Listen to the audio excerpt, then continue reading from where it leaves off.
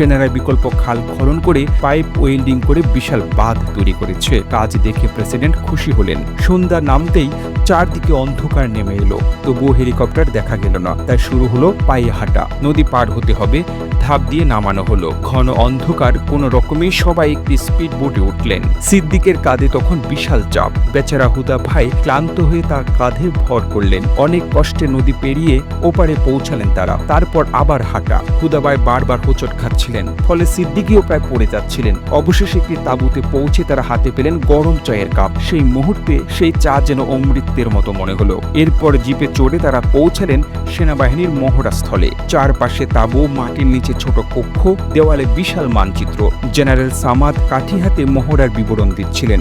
রাত বাড়তে থাকলো 10টা, 11টা, 12টা। তারপর একটা সময় প্রেসিডেন্ট টেলিফোনে কার সাথে জানি কথা বললেন। সিদ্দিকী শুনলেন তিনি স্ত্রী বেগম খালেদা জিয়ার সঙ্গে কথা বলছেন এবং বলছেন, ঢাকার আশেপাশে আছি, কাল সকালে ফিরব।